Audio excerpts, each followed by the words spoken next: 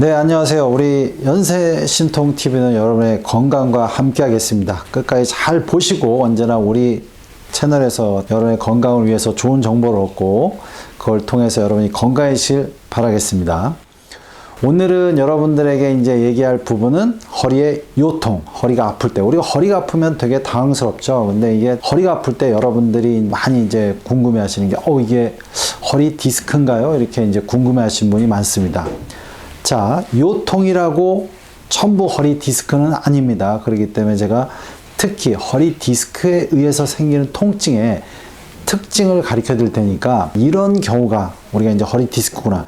아니면 좀 다른 원인 때문에 생기는 요통이 되겠죠. 요통의 원인이 되게 많습니다. 그거는 가능하면 다음에 제가 다시 한번 정리해 드리고 오늘은 허리 디스크에서 생기는 요통의 특징을 여러분들에게 설명드리겠습니다. 우리가 이제 늑골까지 있는 부위는 여기는 이제 흉추고요. 그 아래를 요추라 그래요. 요추는 5마디.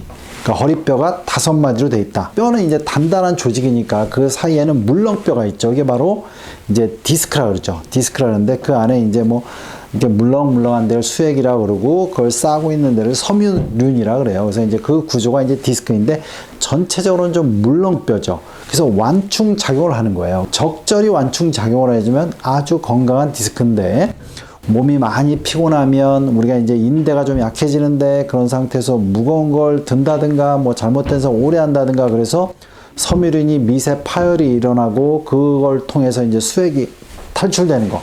이게 바로 디스크입니다. 디스크. 결론은 탈출하는 또 여러 쪽으로 탈출할 수 있어요. 앞쪽으로 나올 수도 있고 뒤쪽으로 나올 수 있습니다. 근데 앞쪽은 실적으로 신경이 없기 때문에 나오는 경우도 드물지만 이 앞쪽은 왜냐하면 든든한 인대로 잡혀져 있기 때문에 실적으로 잘 안 나오고 우리 뒤쪽으로 나오는 거죠. 그럼 뒤쪽으로 나오면 디스크가 뒤로 나올 때 가운데는 이렇게 노랗게 보이는지 모르겠는데 가운데 신경이 쭉 있고 이게 척수라고 그러고요.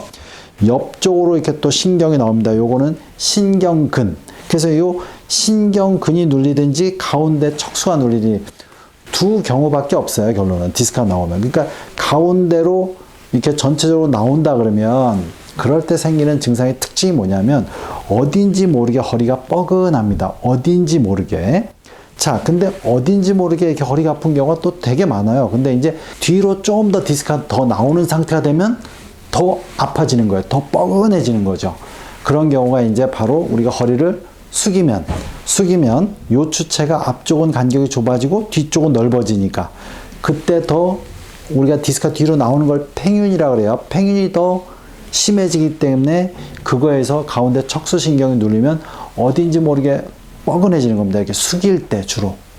아시겠죠? 숙일 때 아픈 겁니다. 자, 그러면 나는 이렇게 제낄 때 아픈데 그런 경우는 보통 요추 디스크라기보다는 이렇게 뒤로 제낀다면 척추 후관절이 자극된다든가 또는 이제 이 기립근이 좀 과만곡되거나 그 다음에 골반이 전방경사에 있는 사람은 기립근이 과긴장되어 있기 때문에 뒤로 제낄 때 뻐근해집니다. 그래서 주로 뒤로 제낄 때 뻐근해지면 약간 허리 기립근이 과만곡되거나 척추 후관절 증후군이고 주로 숙일 때 아프다. 그러면 디스크일 가능성이 좀 있는 거예요. 요걸 아셔야 돼요. 숙일 때 좀 더 아프다. 그러니까 숙일 때 좀 더 악화된다. 결론은 허리 디스크가 있으면 숙이질 말아야 된다. 라고 생각하시면 돼요. 오히려 꼿꼿하고 허리를 약간 이렇게 만곡시키듯이 안쪽으로 쭉 배꼽을 앞으로 밀듯이 쭉 좀 넣는 게 자세로는 더 좋은 자세다. 이렇게 알고 계시면 됩니다. 자, 근데 두 번째로 근데 디스크가 슬쩍 옆으로 나오면 요 옆쪽으로 나오는 다리로 내려가는 신경에 눌리게 되겠죠. 그러면 이제 이런 디스크가 되면은 뭔가 다리 쪽으로 저리게 됩니다. 다리 쪽으로. 그렇기 때문에 다리가 저리는데 우리가 이제 뭐 다리가 저리는 원인도 실제로 많아요. 근육의 문제, 뭐 근막의 문제 여러 가지 저릴 수가 있는데 이렇게 신경이 눌려서 좀 저린 경우는 뭔가 멍하고 감각이 둔하면서 저릿저릿하고 저린감이 좀 더 세면서 당연히 신경의 기능이 제대로 떨어지니까 감각신경의 기능이 떨어져서 멍한 느낌이 많고 오래되면 시림증까지도 좀 생깁니다. 그런데 옆으로 디스크가 나오면 특징적으로 뭐냐면 허리를 좌우로 이렇게 측만을 할 때 실적으로 더 눌리는 자세가 됩니다. 근데 이제 그 디스크가 나올 때 이 신경근에 좀 더 바깥인지 안쪽인지 좀 다르지만 어쨌거나 아까는 숙였을 때, 가운데로 나왔을 때는 숙였을 때 심하지만 옆으로 나왔을 때는 이렇게 옆쪽으로 하거나 반대쪽 옆쪽으로 할 때 더 저려진다. 그러면 디스크가 옆으로 나온 거예요. 그렇기 때문에 이제 옆으로 심하게 나온 경우는 우리가 이제 통증 회피 자세로 해서 약간 이렇게 좀 틀어지는 경우가 많죠. 그래서 이제 자기가 안 아프려고 트는 거예요. 그러니까 결론은 반대쪽으로 하면 더 아파진다는 거죠. 우리가 허리를 중심으로 좌우 측만이 생기는 자세를 한다든가 아니면 이렇게 할 때 더 아파진다든가 그러면 디스크가 좀 더 옆으로 나온 거고 그럴 때 다리 쪽으로 좀 더 저릴 수가 있습니다.